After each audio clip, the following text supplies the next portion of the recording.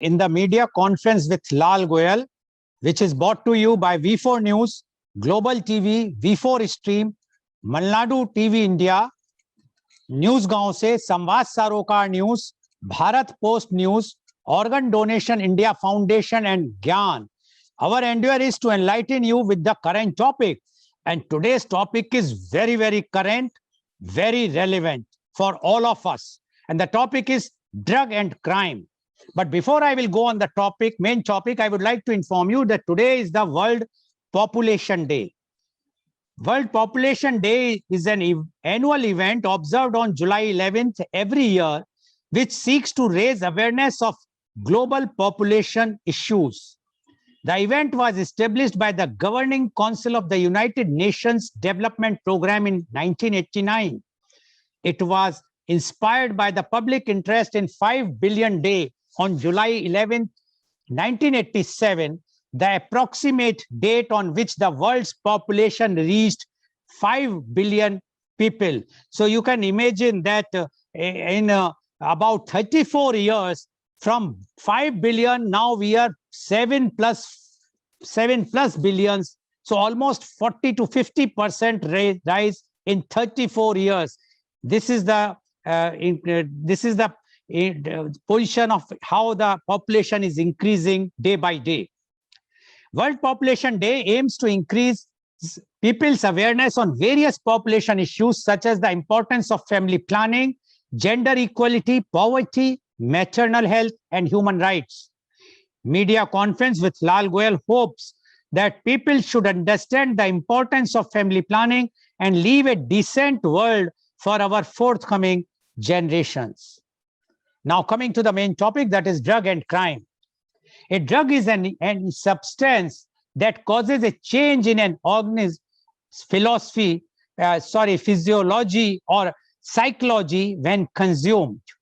Drugs are typically distinguished from food and substances that provide nutritional support. Consumption of drugs can be via inhalation, injection, smoking, ingestion, absorption via a patch on the skin, or dissolution under the tongue. Psychoactive drugs are chemical substances that affect the function of the central nervous system, altering perception, mood, or consciousness. These psychoactive drugs have been proven useful in treating a wide range of medical conditions, including mental disorders around the world. The most widely used drugs in the world includes caffeine, nicotine, and alcohol, which are also considered recreational drugs since they are used for pleasure rather than medicinal purpose.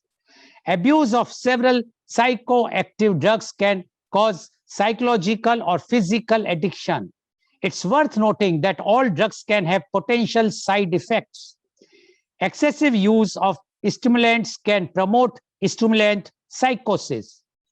Many recreational drugs are illicit, and international treaties such as the Single Convention on Narcotics Drugs exist for the purpose of their prohibition. Drug abuse is use of a drug in amounts or by methods which are harmful to the individual or others. Please be on mute. It is a form of substance-related disorder. Differing definitions of drug abuse are used in public health, medical, and criminal justice contexts. In some cases, criminal or antisocial behavior occurs when person is under the influence of a drug, and long-term personality changes in individuals may occur as well. In addition to possible physical, social, and psychological harm, use of some drugs may also lead to criminal penalties, although these vary widely depending on the local jurisdiction. The pattern of drug abuse in India has undergone changes over the years. Use of drugs like charas, ganja, and opium was a tradition in some places of India where they were mainly used for ritualistic purposes. However, the consumption of hard drugs like heroin and LSD is a relatively new phenomenon. Injection drug use has also been affecting people. According to a study by the Delhi Commission for Protection of Child Rights on substance abuse by children 100% of the children in conflict with the law were drug abusers, while 95.5% of them staying in child care institutions were on drugs, and 93% of street children consume narcotics. The study also states that 88% of the children consume drugs due to peer pressure. Increasing rate of drug addicts is a great menace prevailing in our society, for which the concern and solution is the need of hour. Especially our youth are affected because of drug addiction. Almost all people know this, but unfortunately, very few among us are able to understand and realize what harm drug addicts do to their families and to themselves by consuming narcotics. They indulged in these activities thinking that they will get rid of their worries and depression. They should realize that by consuming drugs, their problems are not going to decrease, but instead they are inviting more problems. Day by day, the demands of the addicted people increase, due to which they need more money to fulfill them and hence indulge in various illegal activities like robberies, blackmail, murders, etc. People who take drugs lose their sense of judgment and control. Many precious lives are lost because of drug addiction. Sometimes students tend to get into drugs because of their studies or work pressure. Such students are generally alone and away from homes. Therefore, to cope up with all the stress around them, they end up using drugs. Also, students coming from other states find it difficult to cope up in metropolitan cities. It is generally seen that an unemployed youth, out of frustration, ends up in taking drugs. Peer pressure and other psychological factors can cause teens to engage in risky behaviors, leading to substance abuse. Youth can get attracted to the glamour attached to the drug taking. Sometimes, also out of fun or in order to experiment, a youth ends up in taking drugs. When children see their elder ones consuming drugs, they also try to do the same. People in the lower income group who cannot have an adequate amount of food take drugs to sleep or relax. The cause behind drug menace is the drug cartels and crime syndicates. Rave parties have been reported in the country where intake of narcotic substance is common. These parties are organized by the drug syndicates who have their own vested interests. And I will just mention one thing. Yesterday only, there was a very huge catch of drugs near Delhi of worth about 2,500 crore. So one can imagine how much drugs are coming to India. And if these drugs are basically not for medicinal purpose, they are to be used to intoxicate our youth, our young generation. How much harmful. We all have to think. After all, they are all our children. If we are not cautious right now, who is going to take care of our youth, our own children? Social media plays an important role in organizing these parties. The police have not been able to control such parties.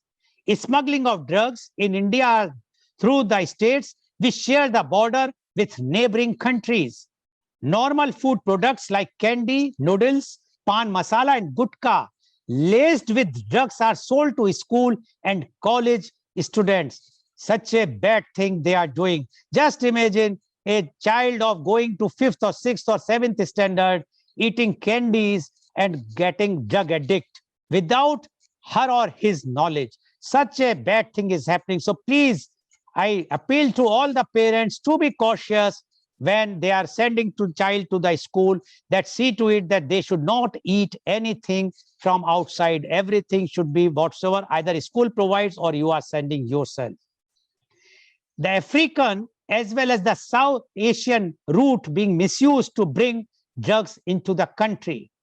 In India, Narcotics Control Bureau was set up in 1986 as Apex Drug Law Enforcement Agency with view to coordinate actions of various central and state agencies in the matters related with drug law in the country.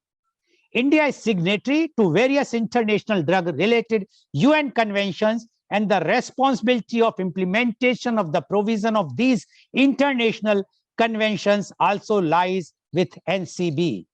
The National Policy on Narcotic Drugs and Psychotropic Substances is based on the directive principles contained in Article 47 of the Indian Constitution, which direct the state to ensure to bring about prohibition of the consumption except for medicinal purposes of intoxicating drugs injurious to health.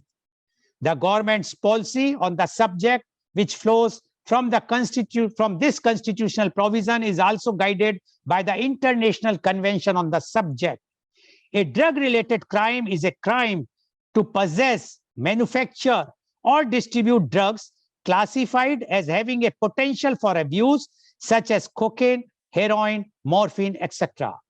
Drugs are also related to crime, as drug trafficking and drug production are often controlled by drug cartels, organized crime, and gangs. The concept of drug-related crime has been criticized for being too blunt, especially in its failure to distinguish between three types of crime associated with drugs. Use-related crime. These are crimes that result from or involve individuals who ingest drugs and who commit crimes as a result of the effect the drug has on their thought processes and behavior. Economic-related crime. These are crimes where an individual commits a crime to fund a drug habit. These includes theft and prostitution. System-related crime. These are crimes that result from the structure of the drug system.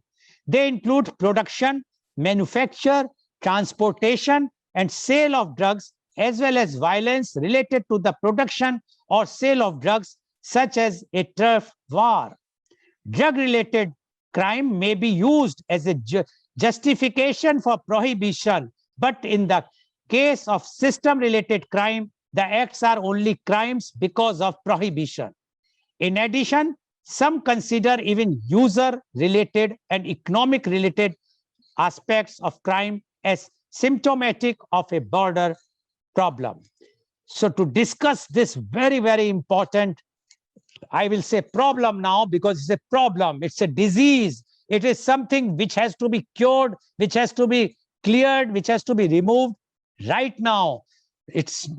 Although we are quite late, but if we will not do now, then we will be very, very late. Now, to discuss this very important aspect of drug and crime, we have a very elite, well-informed, those who are authority in this topic, in this subject, our panelist. And I would like to invite my first panelist. He is Dr. Thomas Kharia. Dr. Thomas is the director of EcoLink Institute of Wellbeing, Mangalore. He is the director of autumnminds.com. He is the founder director of Link De-Addiction Center, Mangalore. He has done doctorate in counseling and psychology. He is internationally certified addiction counselor level 2 with certification from Global Center for Credentialing and Certification, GCCC, UK and Colombo Plan. Also as a journalist, he was awarded the Best Reporter of the Year 2000 by an international Asian news agency. One of his recent reports on Easter Sunday booming in Sri Lanka was rated among top 10 reports in United States in 2019.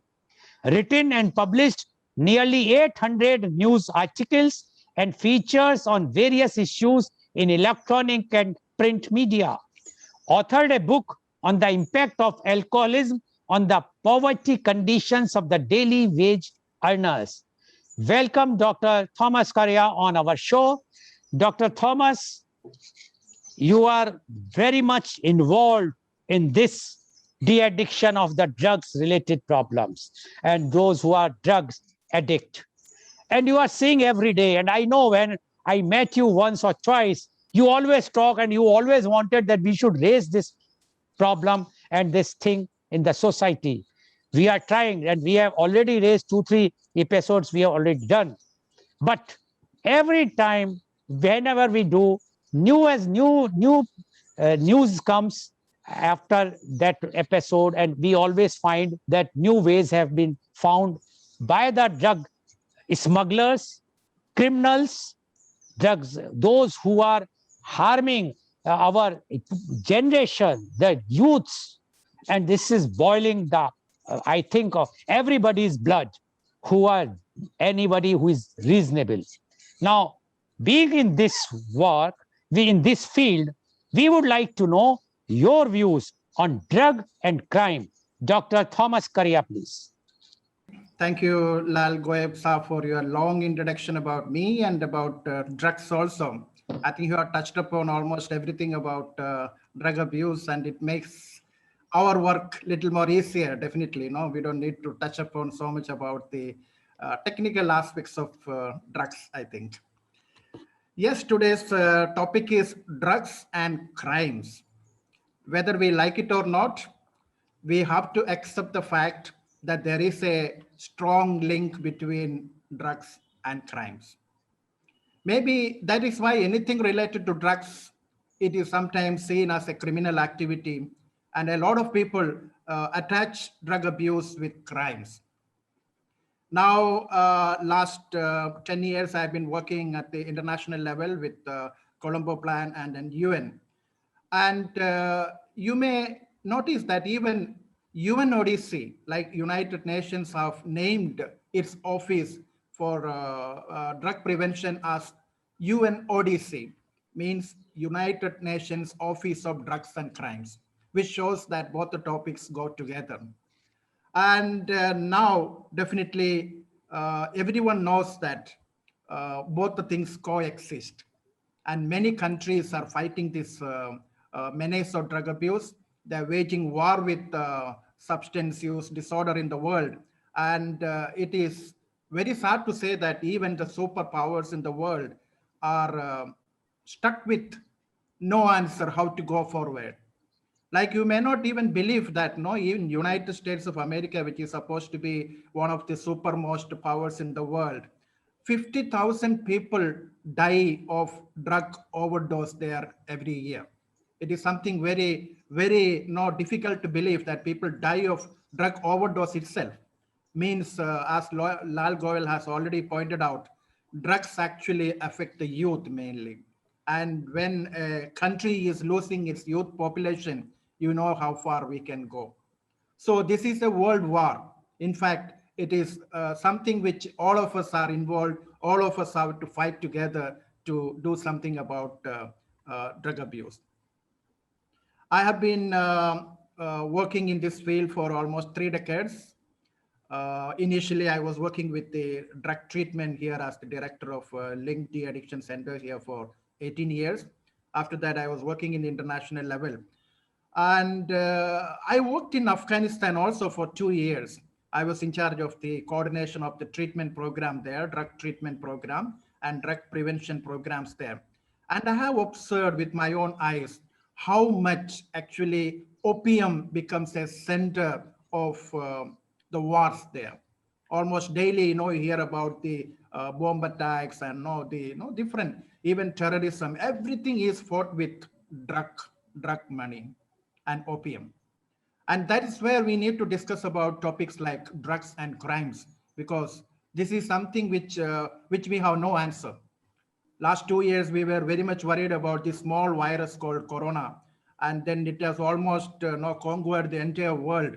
But now we were able to come out with some sort of a vaccine, and then there is some hope that we can conquer this epidemic also. But drug abuse, so far, we have no vaccine, and there is no way, like, no, people are every year, actually the problem is increasing only, it's not coming down. And now when we speak about drugs issue, there are two things basically. One is drug demand reduction, and the other one is drug supply reduction. I am personally involved in the drug demand reduction field, and drug supply reduction is something to do with criminal justice system, law enforcement system, and all. I thought that there would be someone from that particular department to come and speak to us about the supply reduction part. But anyway, unfortunately, he couldn't make it because of a death in the family. And so I would try to cover a little bit about both the aspects also. And when we say we have drug demand and drug supply reduction, we also have to understand in the world of drug, there are legal drugs and illegal drugs also. Just because certain drugs are legal, it doesn't mean that there is no crime attached to it. As Lal was already saying, alcohol, tobacco, and all, it's called legal drugs because it is available in the open market and we pay a tax to government. So it is called legal drugs. And illegal drugs are no heroin, opium, LSD, cocaine, all those things are called illegal because we don't pay a revenue, we don't pay tax to government. And it is available not in the open market, it is available only in the black market. That's all the difference. Whether we take legal drugs or illegal drugs, it will definitely lead people to crimes. There's no doubt about that. Now, alcoholism, just see about alcoholism. We hear every day, if you take newspaper, nowadays everybody is listening to TV, you hear, come across at least 3, 4, 5 criminal things about alcoholism alone, how much it is perpetuating domestic violence, all of us know. Even just yesterday evening, I was watching TV, I saw that one 20-year-old child has killed his mother just for a trivial reason, like she didn't prepare sambar for the dinner. Just 20-year-old child. I just read that. I mean, I heard that news yesterday evening in the TV. And he was addicted to alcohol and drugs already. He was not in the senses what he was doing like. And 2 days back, I heard a father killed a son. That is also related to alcoholism. So alcohol also perpetuates a lot of crimes, so much actually, maybe much more than anything else in our society we can very well know. And when we speak about illegal drugs, there is no doubt about, because illegal drugs are illegal. First of all, the trade, the sale, the trafficking, everything is illegal. And so it is definitely criminal activities. And in many countries, like I have visited at least 25 countries in this particular connection and drugs prevention program. And in most of the countries, almost 80% of the drug dependents who come for treatment, they are coming directly from the prisons because they have been already in the prison and involved in one or the other crimes. Even drug peddling is a crime. And then maybe under the influence of drugs, they must have got into robbery or murder or anything like that. No, so it is so much into also crimes, and they come for treatment. And see, like last month, we have observed International Day Against Drug Abuse and Illicit Trafficking on June 26th. I wonder why, I don't know, Lal Goel organized a drug seminar on that particular day. Anyway, so anyway, we are doing it now.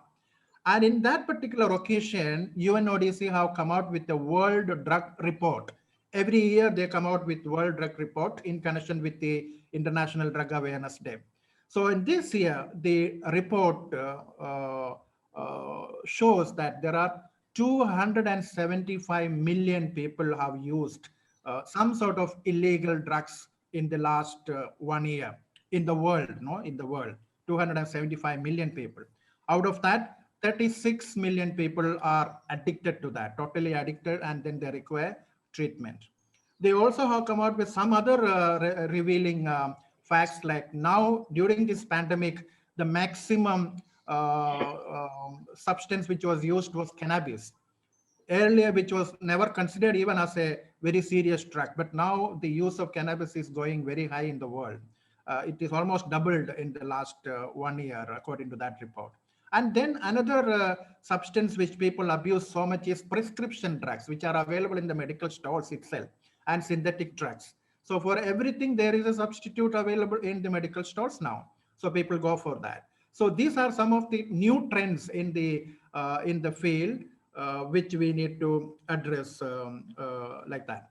Similarly, last year, when the World Drug Report was released in 2019, so they have mentioned one particular trend, like India is being identified in that World Drug Report as a safe transit route for drug use, for drug trade.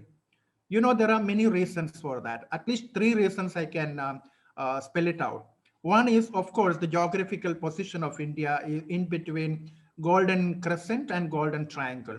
Golden Crescent is Afghanistan, Pakistan, and Iran, and Golden Triangle is Myanmar, Thailand, and Laos. So those triangle was used to be one of the big drug producing center earlier, but now Afghanistan has taken over that position. Almost 90% of the heroin or opium products for the whole world is coming from Afghanistan now, and it is coming through India. There are lots of seizures. Now, Lal was saying about 2,500 crore worth of drugs being seized in Delhi. It reveals like India is being used as a transit route.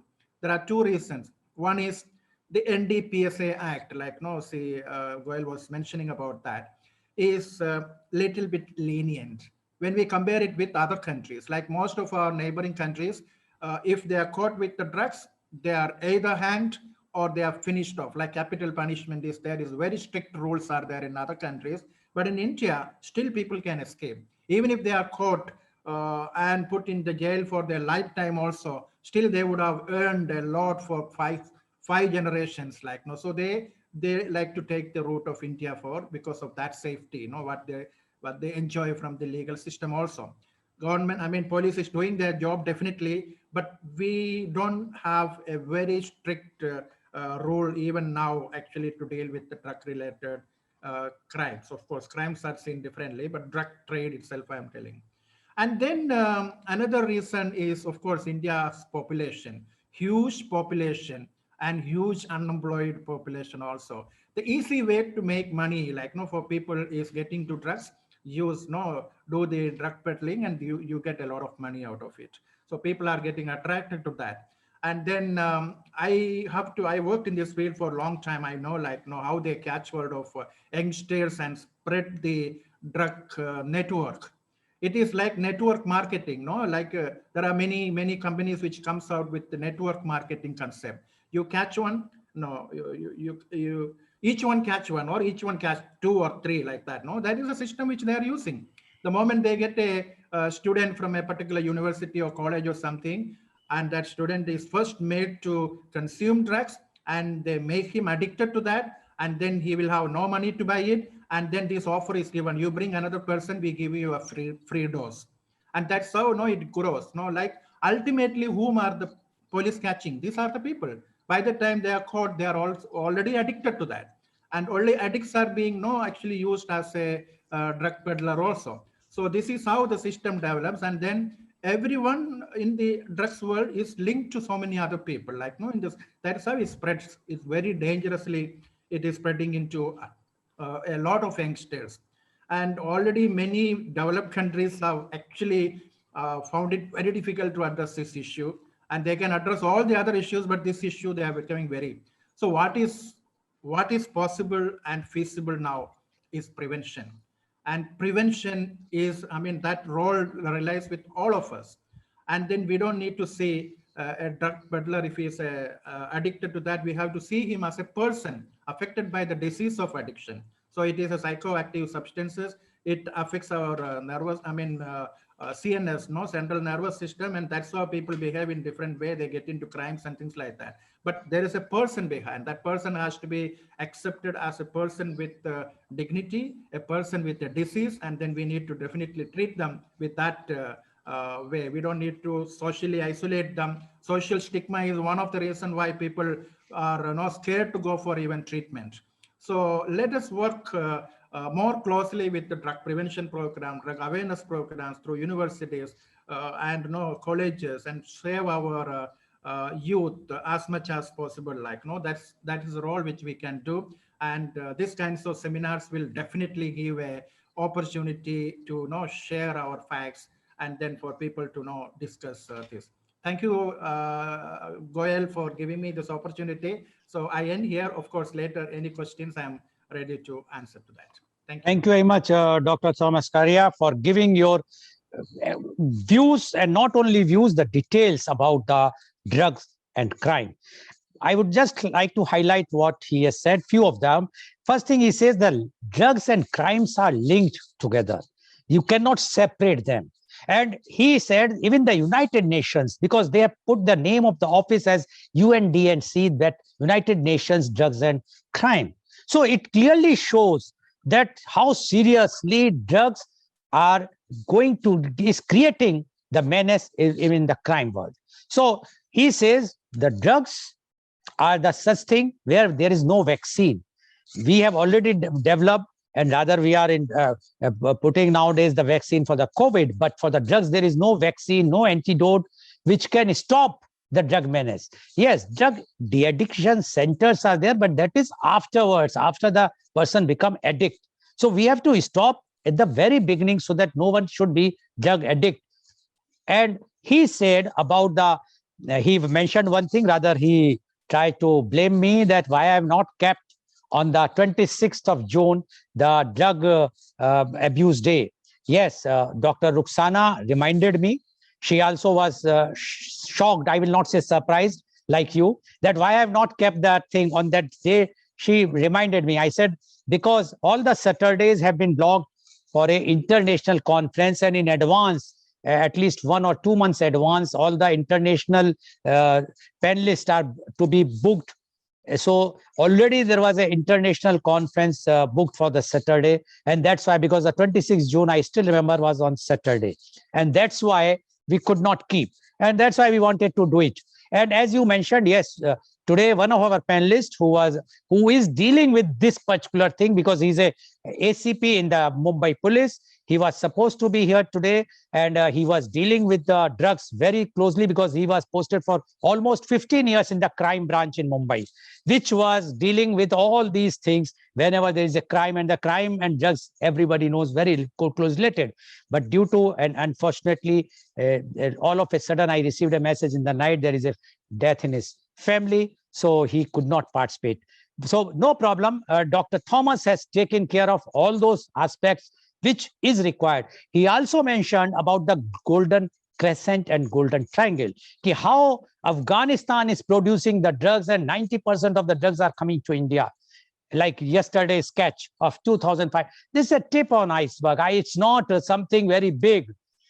This 2,500, I'm sure our panelists will agree, is nothing.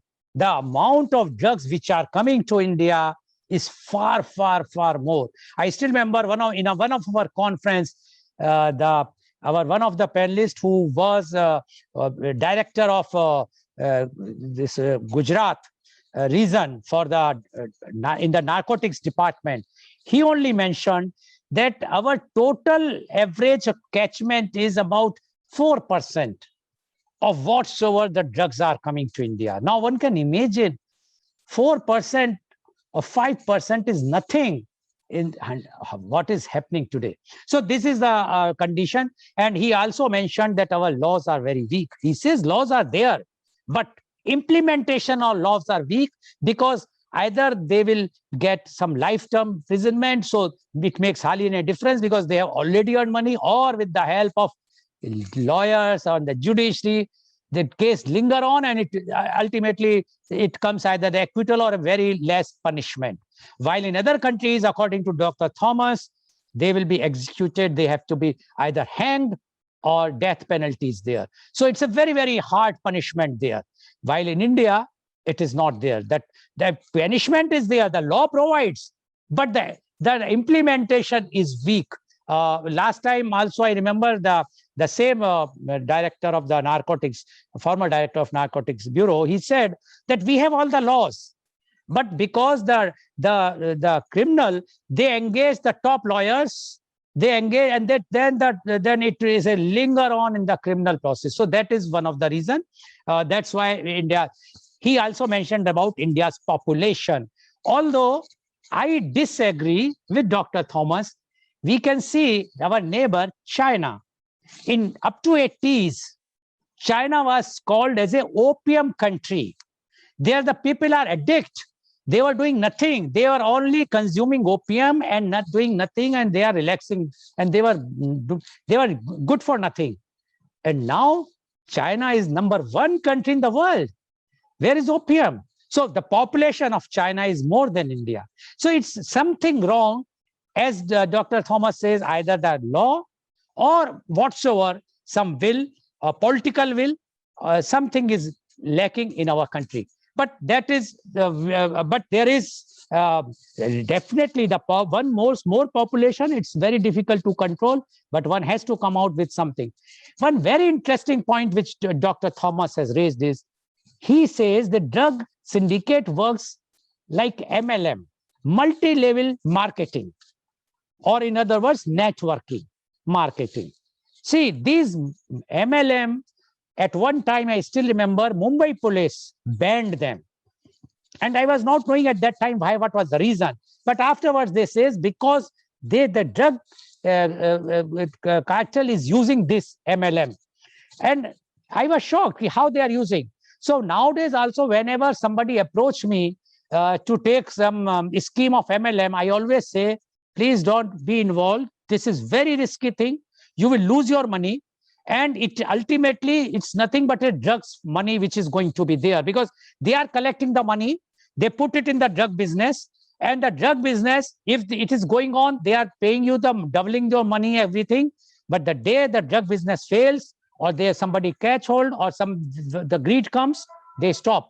So you will be nowhere. So you will lose the money, and you will be getting the drugs in lieu after sometimes, as Dr. Thomas says, and you will become a drug addict. So this is a very, very important point, and I'm sure of the government, and especially the economic departments, or the economic offense department, or the narcotics bureau should see any MLM which is working in India, although many states have banned MLM, but still they are working. They should be stopped, because they are nothing. They are putting their money in drugs, so to multiply and making young generation drug addict. So all these things, and in last, he says that prevention is better. If we will not prevent, then it's going to be very, very difficult even to cure, because there is no cure except you are going to put them in de-addiction center. And how many de-addiction centers are in India? We have so many drug addicts, but we are not having sufficient de-addiction centers. And for my knowledge, I would like to, because I am sure that Dr. Ruxana will mention, can give my reply, or Dr. Thomas, that de-addiction centers are not being supported wholeheartedly even by the government. So those NGOs who are running it, they are also doing it with their own funds, many times, with their own efforts, without any proper support. While this de-addiction center is a very, very important thing to at least cure those who have become addict. Thank you very much, Dr. Thomas, for giving such a revelations, for the new revelations, I must say. I'm sure the viewers have also come to know. That is the purpose of our media conference, that we try to bring those experts who are expert in these fields, but we are not aware. We are only seeing what is coming in the newspapers or the national media. They are not touching the core reality, which we try to bring out by bringing experts like Dr. Thomas and Dr. Ruxana. Thank you very much, Dr. Thomas, for your views once again. Now I would like to invite my next guest, and she is Dr. Ruxana Hassan. Dr. Ruxana Hassan is a renowned psychologist, trainer, coach, motivational speaker, a special educator for early childhood education and development, a specialized counselor for the drug abusers and alcoholic with an experience of 28 years in rehabilitation center. She holds a PhD in social work and humanity from USA. She is postgraduate in Master of Arts from Mysore University, postgraduate in diabetic health educator from St. John's, Bangalore, and postgraduate in human rights, New Delhi. Her second PhD from Mother Teresa University in counseling psychology.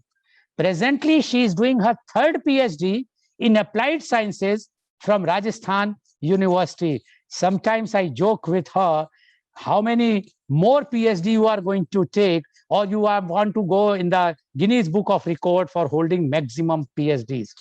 But that is this shows her commitment. Otherwise, one PhD, people are feeling that one PhD is more than enough. Third PhD, and this is not an honorary PhD. She is doing seriously the PhDs. She completed her research in a project about CSW in Bangalore city under Women and Child Development, Government of Karnataka. She has done research about addictive personality, child's development psychology, CDP. It was done with the Children of Observation Home Boys, Government of Karnataka. For the outstanding service towards humanity, she was awarded Indra Priyadarshini Award. She is the nominee of Kittur Rani Chennamma, Government of Karnataka, as the best social worker. She was awarded by Art Mantram, Bangalore, for Go Green Bangalore. She won Women's Achiever Award of N.A. Harris Foundation, Bangalore.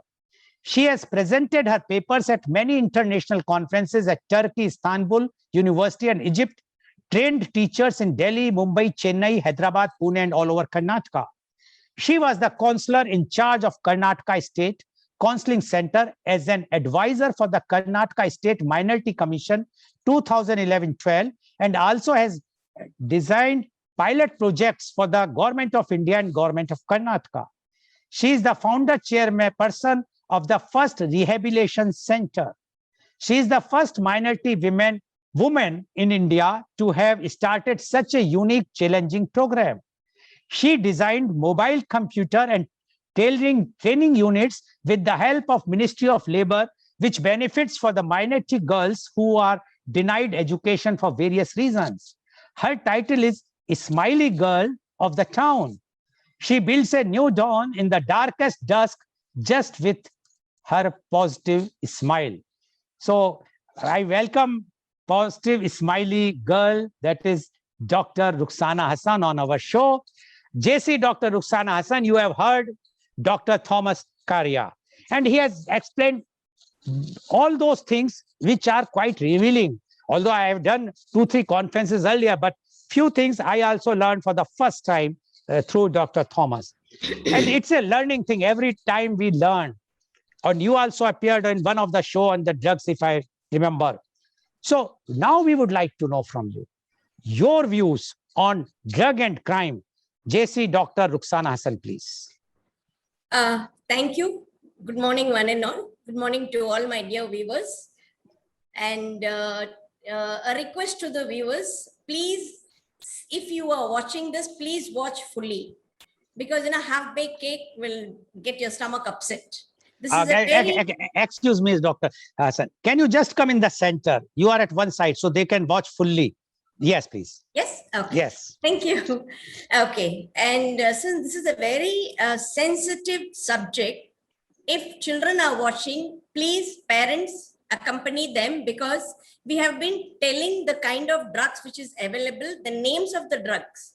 Usually what happens, once they listen to the drugs name, they start asking, what is it? And now, the internet is there. So that's one precaution. And thank you, Dr. Thomas. I think being in rehabilitation, I know that whatever cases, whatever he has said, I will not touch on the cases. I will straight away go with drugs and crime. So what is the rate of crime? What is the rate of crime which a drug addict does? This is a major $1 million question what each one has to ask. My first research in 2006, 7, 8 in Central Jail, Bangalore, when I entered there, I could see all the inmates. They were about 2,800 males and 400 plus, I don't remember exactly, 400 plus with the females. All I could see in them was a very beautiful emotional personality within. That is where I got correlated. I wanted to know what was behind the crime, whatever they have done. Was it the first time? Was it the second time? Or were they habitual? That is the time I had asked H.T. Ramesh that, I wanted to do this research, and he gave me a blank approval of doing it in every jail across Karnataka. So that is the thing where I understood that I'm so sure Dr. Thomas and if ACP was there, he was the right person to tell because I have done a case with him. That's the reason, I wanted him to come. The not 80%, I can say 90% of the males and 75% of the women were addicts before doing such a crime. So directly if you relate addiction and crime, they come in the straight line. There is no curve and there is no end to mark. They come into a straight line. Because any addict, especially they are into theft, they are into murders, they are into attempt to murders, they are into other things and all, they are straight in line that they are already a co-addict, and only then they get into this crime. So next, what is the step taken in the central jail? In any jail across India? Are they been rehabilitated? No, they aren't. So the other side, outside, the lawyer fights for them that whatever crime they have done is not true and it is a false, and they come out. Even murders we have seen, they have come out, they have got a bail. Especially, I will not divert my subject. I will straight away go with the drug users and drug peddlers. As Dr. Thomas has already said, every user over a period of time becomes a peddler because of the shortage of money. Before that, he starts, lifting up things within the family, threatening the family, cheating the friend circle, beg, borrow, or steal. Beg, borrow, or steal is there three things what they do before they get into peddling. The moment they get into peddling, they are one fine day caught. After they are caught, what happens? The family runs behind them just to prove the law that their son or daughter is innocent and they were not involved. They come out with a tag on their shoulders stating that what did the law do? What did the police do? There were so many people who, just banged on my face and said, what the hell did you do? What did you try to prove? You did nothing. I have come out of the bail. Now you do whatever you want. I'm just telling in a very fine language, but this was not the language what they have been speaking to me or to the police officers who have arrested them and they come out on bail. So here the question is it the law? Is it the people? Or is it the system? The law is very strong. The law is very, very strong. Then what about the people? The people has to get into the system. As you said that, rehabilitations have been running on their own. Forget about running. Any person who's been running a rehabilitation center, according to the respected human rights, they feel that it is an illegal thing what a rehabilitation is doing. Whereas we can see so many addicts fallen on the roadside, as if it is nobody's business. People watch him up and down. Nobody even cares to give a look or see what has happened. I think each one of us has witnessed that. An alcoholic or a drug addict fallen on the roadside, with good shoes, good trousers, good t-shirt, good jacket, and they have been for nobody. I have been observing this. I will stand in a place, ask together to see at least any one person, goes and wakes him up or goes and tells him why you have fallen. None of them do it. How ignorant are we? Again, it is the people and the system. As Dr. Thomas was telling, drug demand reduction and drug supply. There is no demand for supply at all. Supply is just being like that, and then the demand starts. Now, my question to all those school authorities, every school authorities, there is a very huge board that tobacco and other drugs. Many of the teachers, many of the children are not aware what that board is. So I just innocently, as if I don't know anything, I went to few schools and I was standing there, the teachers were passing. I said, why is this board? I don't know, ma'am, the school authority has put. So is it the people ignorance or is it the system? So these are the things what, forget about the students. I don't have to ask the students about it. The kind of cases what Dr. Thomas was telling, he was telling very simple cases. We have seen the worst of worst cases. Yesterday, what was raided in Delhi. Last week in Bangalore city, there was such a huge raid. What is the next step of the police department? The police have filed a FIR. They have sent it to the court and the lawyers and the party. They keep fighting. They come out. We don't know whether they have been booked under NDPS Act. Under NDPS Act, how have they appealed? What does this law say under the NDPS Act?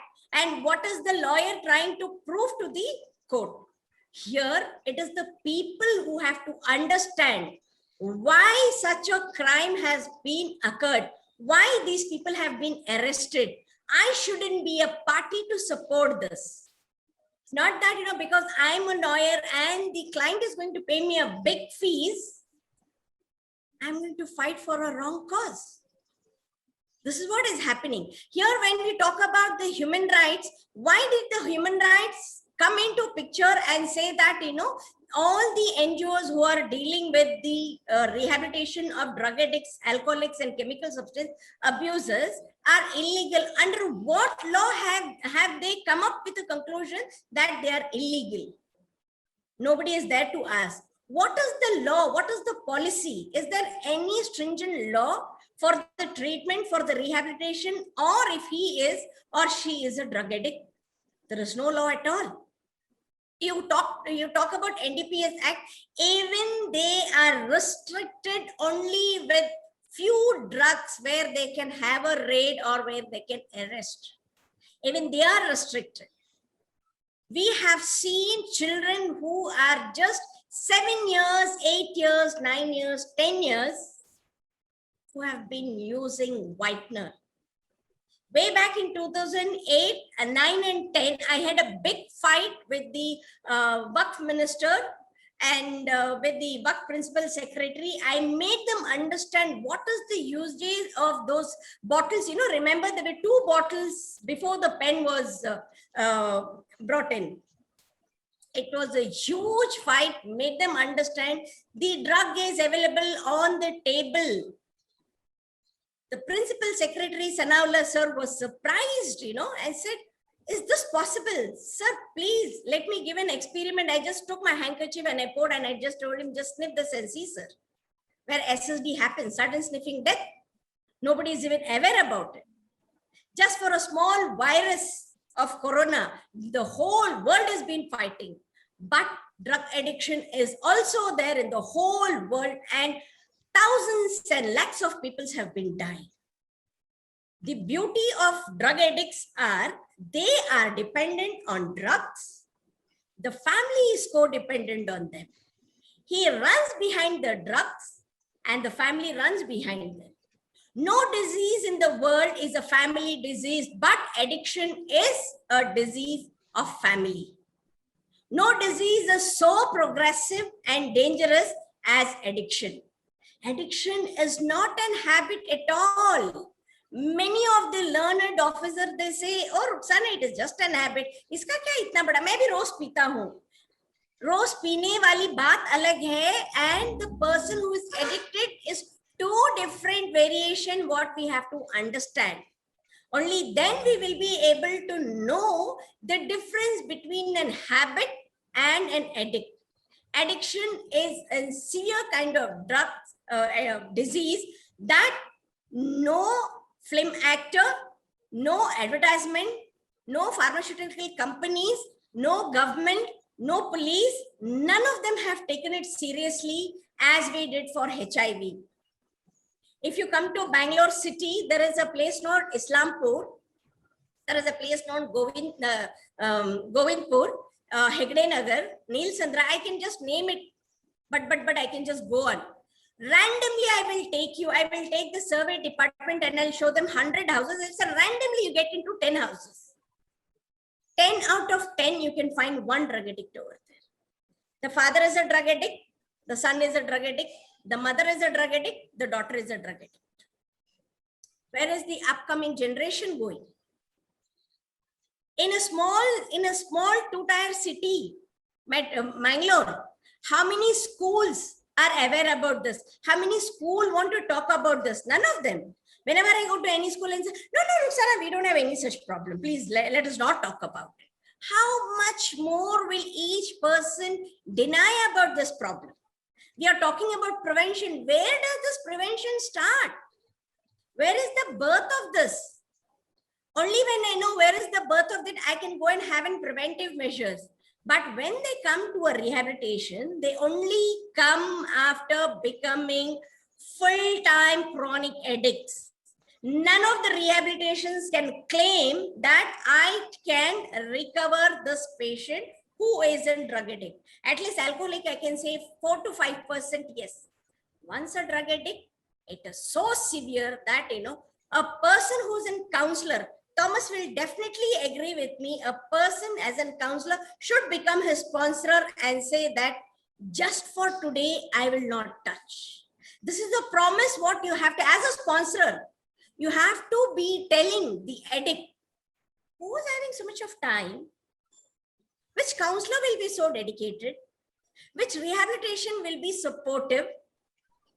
Many rehabilitations have been run by the ex-addicts. The reason for that is they understand the pain, what they have undergone. So for their recovery, they get into addiction, they get into a rehabilitation, and then they get the addiction come together so that they will just form. So there is a huge law of, open holes, open loops for the government to come up. That's the reason on 26th of June this year, I had all the topmost people from the judiciary, from the police department, from NGOs, and the eminent personalities who have been working, got them a conference, and then we have come to a conclusion that we will have a questionnaire. How much is the general public, the people, aware about it? So this is a huge question where we have to say, where does the prevention start? And what is the kind of intervention for that prevention we do? So leaving these questions to the viewers, I end my talk. Thank you. Thank you very much, JC Dr. Ruxana Hassan. And today, it seems that both our Dr. Thomas and Dr. Ruxana has given so many new things, new dimensions, and new facts, which are really very alarming. Dr. Ruxana says that she has done the study and she has gone to the prisons, and she found that the 90% of the criminals in the male and 70% of the female criminals are drug addicts in one way or the other. And she says that if we will not create things from the family, from the very beginning, and she mentioned that the drug addict, he will first beg, borrow, and then steal. And this is happening. So it is basically a problem of every household where there is even one drug addict. And she says there are localities. She has given the name, although I do not like to repeat those names. They are given the names of Bangalore city, of those localities where she says almost every house is having at least one drug addict. She has also mentioned the schools in Mangalore, where she says there are problems, but no school authority wants to take the responsibility. She also mentioned that the many schools have the boards written on the consumption of alcohol and tobacco is harmful or injurious or whatnot, but nobody bothers. Even the teachers are not bothered. So what we can talk about the students? And she says the system is such today, laws are very powerful, but our system is so poor or so weak that top lawyers or the lawyers and the authorities, the judicial system, and that comes, the convict comes or the accused comes from the bail, and then he again start the drug peddling or the consumption without any fear because of our system. She says, she has raised a very important point, and she says whether it is a pupil ignorance or the failure of the system. We have to understand when everybody knows, so why we are showing ignorance? And she also says that this is nothing what has been caught yesterday in Delhi. She says that last week there was a very big hall even in Bangalore. So all these things, and one very, very important point which she has raised, which many people even ask me, they says, we are consuming alcohol or we are eating tobacco. Are we addict or we are habitual or habit? It's a habit or it's just for the pleasure. She says habit and addiction is different. And that is one should understand. And this is a very good thing. One should understand if even if you are drinking 1 or 2 packs, and if it is not an addiction, that tomorrow, if you will not get the alcohol, you will be like a mad person. Then it is addiction. So she is very clear and she says this is a problem. Even she also says that the NGOs, for NGOs, there are no proper laws from the government in the laws, and until those laws are not clear, how those NGOs who are working day and night, many times, although she has not mentioned, but I can mention many times, those NGOs were blamed to be the drug suppliers, to create more drug addicts. So we don't know what is the real thing. So all these things are going on. So what Dr. Rukhsana Hassan, she has also mentioned very clearly that this is something where everyone has to take full, create a awareness, come in a full way. We are talking of many other disease. We are talking about COVID or HIV, etc. But we are not interested for drug, which is very, very harmful for the entire family. Thank you very much, Dr. Rukhsana Hassan. I will just mention to our viewers, we do not want to scare, but we want to create awareness. Because if we will be able to save one life, our purpose of this media conference is served. Because we know one life saved will be, again, as Dr. Thomas said, MLM system, it will go like this. We want, here you use MLM system to create more awareness. You can send one WhatsApp message for de-addiction, don't use the drugs, to your 1 or 2 friends and ask them to circulate it. It will reach to everyone. But we are not interested. We are interested in gossiping, sending jokes, derogatory remarks about women, but we are not interested to do something which is beneficial for the society, for the country, and for themselves and for their children. Thank you very much, Dr. Rukhsana. Now, I would like to invite my next panelist. She is Miss Namita Mishra Pandey. Miss Namita Mishra Pandey is a journalist. She worked in eminent newspapers like Central Chronicle, National Herald, Free Press, The Pioneer, etc. Right now, she is pursuing doctorate in philosophy, that is PhD in mass communication and journalism from Lovely Professional University, Punjab. The broad topic is print journalism and women journalists.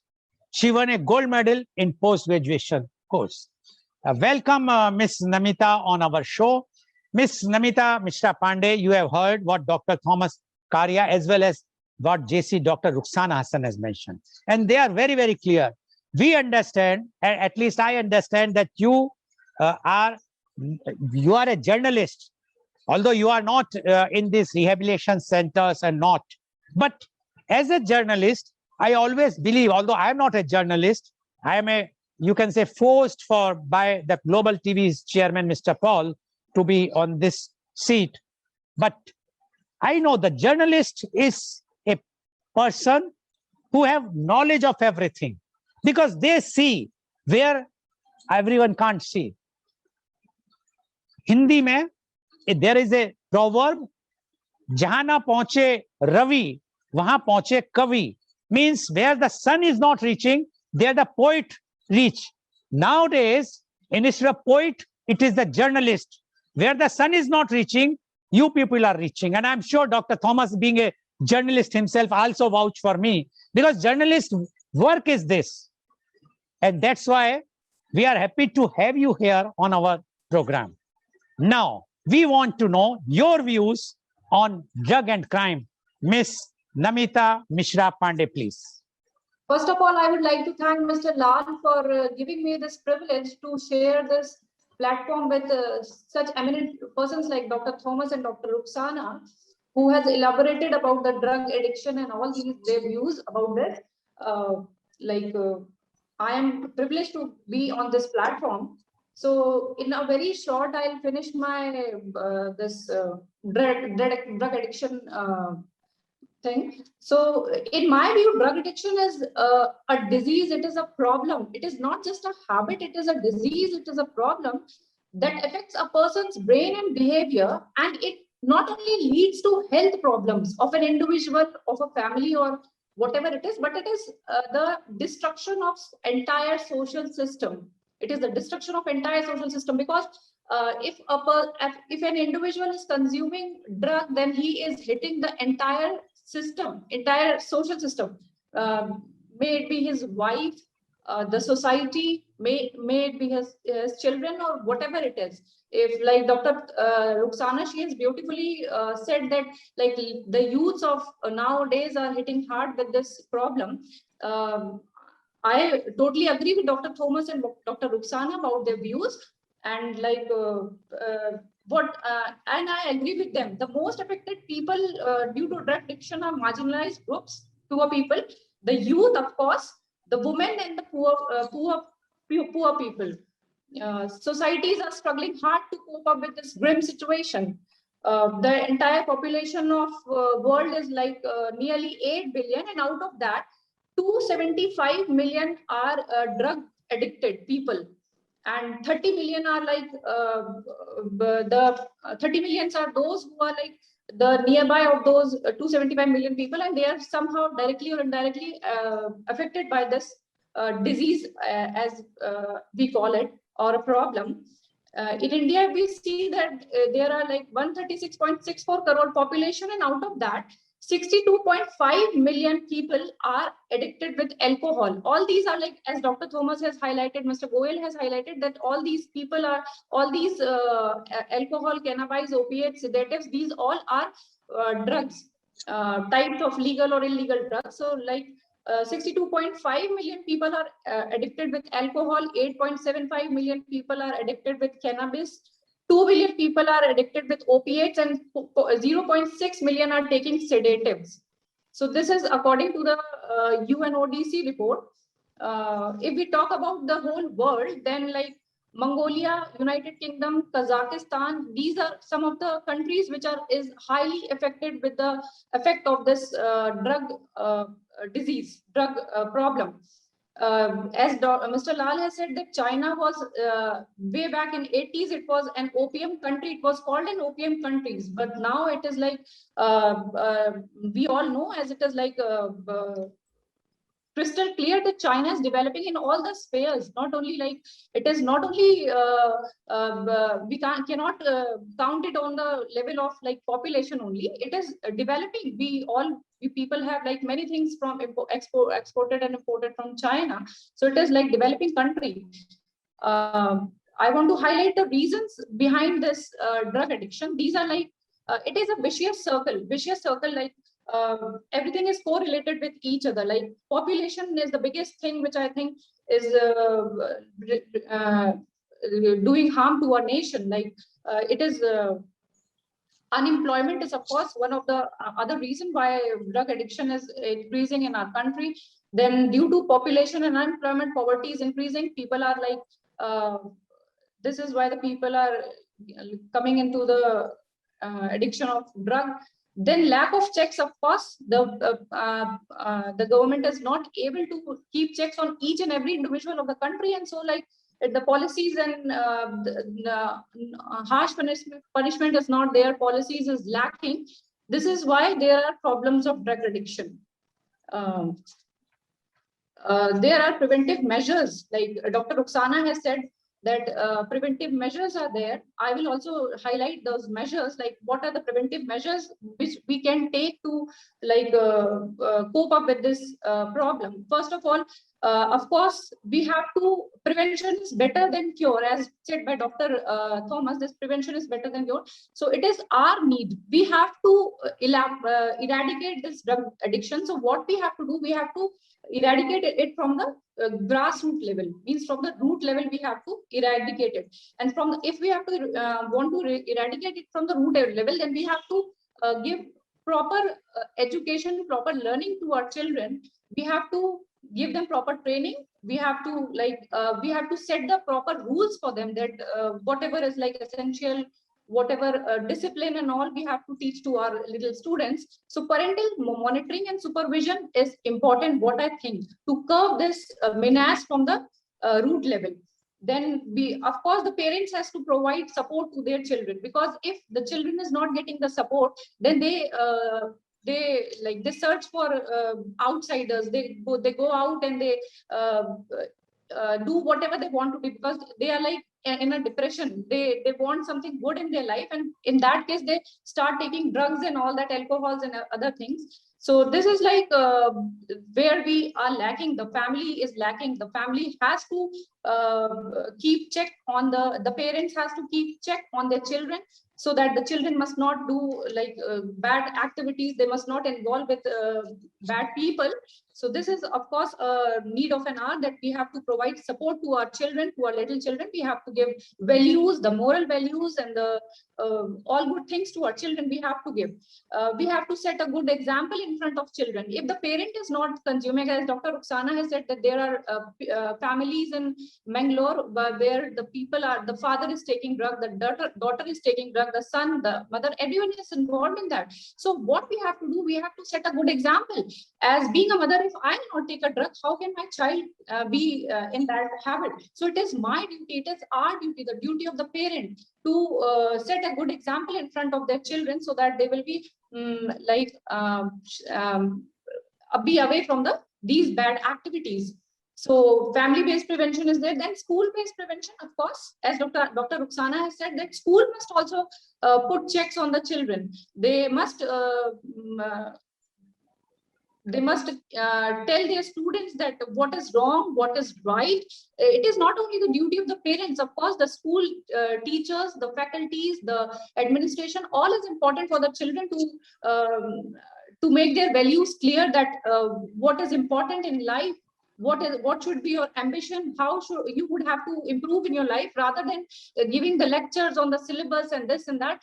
I don't believe that syllabus is like everything. The specified syllabus is not everything. We have to give moral values to our children. We have to make them aware that what is good and what is bad, how you will become a good citizen, what is the need of an hour, and what should be the things you should do in your life so as to become a good citizen of India.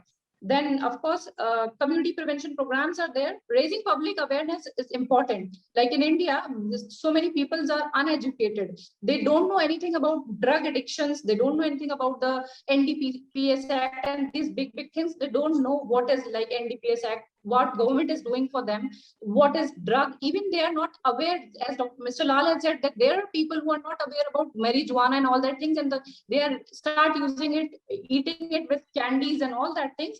So it is our duty. It is again our duty to make them aware, to make the people aware about what is happening, what you have to take, what not.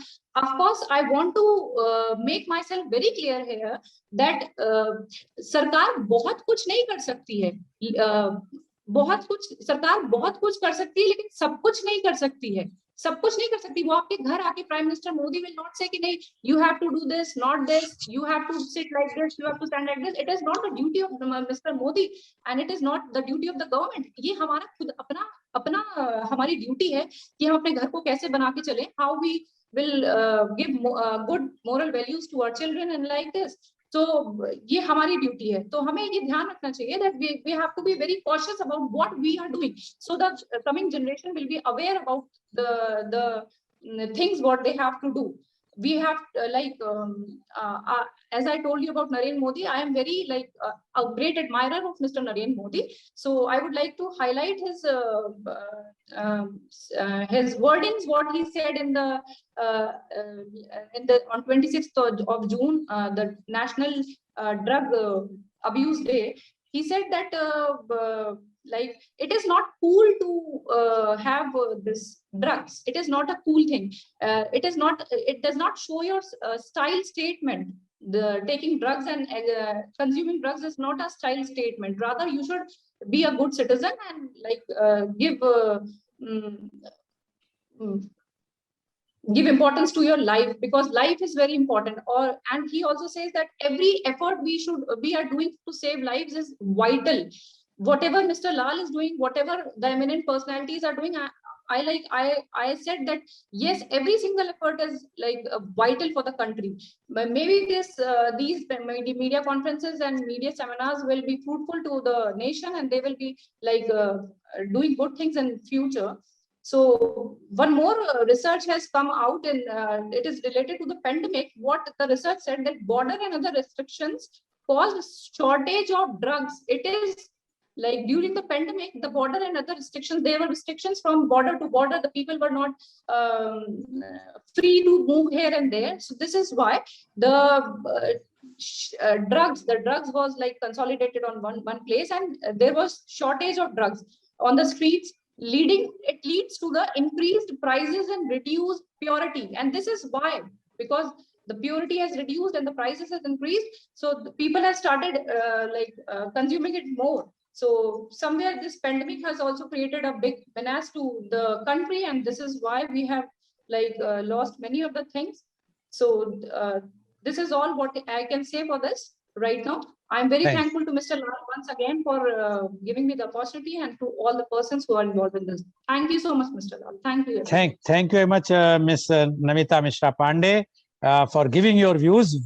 And what she has said, she has taken a very different view, because our two panelists are eminent people who are basically for the rehabilitation, de-addiction, but she has seen the view from the society point of view as a mother, as a citizen. And she says, if she wanted to highlight how we can do the prevention. And she says that lack of checking is there, whether it is in the whether it's on the front of the parent side or from the school side. So until unless we will not have that parental check, where the parents will give more time to the children, as well as the schools give more attention and see to it that they should be treated. The child should be, if any problems, child should be cleared, and they should be taught about the bad effects of the drugs in the school. And she said the eradication should be done from the grassroots level. We should not wait till the person become addict. And she is very, very clear. She mentioned about that the prevention is better than cure, and she agrees what Dr. Thomas and Dr. Ruxana has mentioned. Although I can just tell our viewers, Miss Namita Mishra Pandey, when I approached to her, she was having some apprehension whether I will be able to speak on this topic. And when I said this is a topic which touches every family, and being a mother, you should think of all the children. At that time, she decided to join, and what views she has given, really, it's a very, very to the point views which we expect from a good panelist. And I'm sure I can very well say that you will be a very good panelist even in our future media conference. Thank you very much, Ms. Namita Mishra Pandey, for giving your views. Now, I would like to ask questions. I will allot about 2 minutes to each of you, because the time is. Dr. Thomas, you mentioned about alcohol and tobacco, and you also mentioned that because of the consumption of alcohol, domestic violence, but Dr. Thomas, you have visited many countries. You have seen their countries. There are no domestic violence in other countries while they consume more alcohol percentage-wise than India. Why? One. Number two, if it is like this, then why not government of India is banning alcohol and tobacco? Or government wants to mint money. That's why even after the this lockdown, the first thing they opened is the daru kadda, the alcohol shop. What you say about this, Dr. Thomas? 2 minutes, please. First of all, I don't think that we can expect the government to stop distributing alcohol and tobacco, mainly because most of the governments survive with that money. Many governments, the one of the, I think second more income earning business is that. So we don't expect that they would stop it, whatever we say, it will continue. And then about the link between domestic violence in our country and in other countries, it all depends upon the social acceptance we give it to the drugs. Like, you know, in some of the countries, especially Arab countries, like where I work, you know, like even Iran also I visited. So their alcohol is not accepted. Like, no, it has no social acceptance because of the religious point of view. But whereas when that is not there, the drugs comes up also. Like some sort of a mind-altering thing is always, no, it is a part of our culture in many countries, either alcohol or something else. So that is always there. And then violence with the alcohol may be less there because of the, in some of the country, even in Indonesia, it's a Muslim country, but wherever things are little liberalized, I have seen violence is also less. Wherever things are very much, you know, like try to put it as an anti-social sort of a thing, people develop negative emotions along with that also, and it comes out as a violence also. Like even in India, if you see like Goa, if you go, people have a different approach to alcohol sometimes comparing to Kerala or even other places like. So those places, I think the violence is relatively lesser than where we make so much of conservatism about that. It's just my observation. I don't know. It's not supported by any sort of a research, but this is what I feel. Yeah. Okay, thank you, Dr. Thomas. Although we are not promoting the alcohol, but one should understand how much, if anybody wants to drink alcohol, he should be drink in a limit, and it should not be a liability or create any nuisance for the others, and it should not become addiction or even the habit. It should not be habit.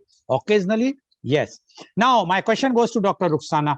Dr. Rukhsana, Ms. Namita has raised a very important point about the school moral education. Do you think our education system lack moral education? If you recall, earlier time, the moral science used to be taught in the schools, but no moral science has been taught, no subject is there in the higher education. And this is why the problems are happening. Do you think education system, even in the National Education Policy 2020, nowhere it is mentioned about the moral education? Do you think we should have a moral education compulsory, even whether you are in biology or zoology or criminal, anything, you have to learn the moral thing, because until unless we are not morally up, we cannot control this menace. What do you say about this, Dr. Rukhsana? Yes. It's a very important subject to have, moral science, because whatever we teach the child at home, they don't learn it with so much of passion.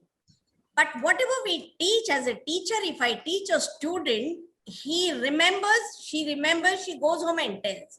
For example, my granddaughter who's 7 years, if I tell her one thing, she'll say, no, ma, my teacher taught me this. So that is the reason I say that, moral education, moral science as a subject is very much important. Those days we had 2 days. I remember very well, the last period of Wednesday and the last period of Friday. These were because Saturday, Sunday was a holiday for us. And they give us one particular subject to do this. So that was very important.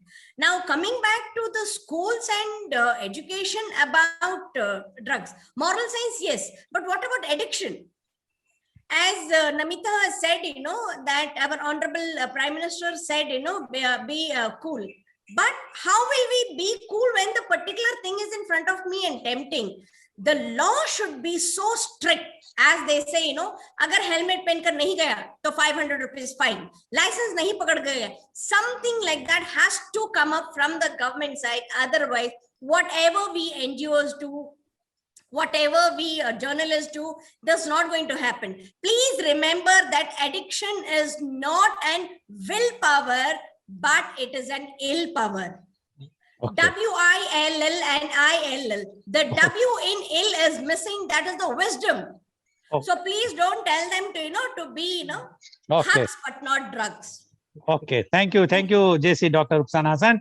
Now my question goes to Ms. Namita. Ms. Namita, you praised our Honorable Prime Minister. Very nice.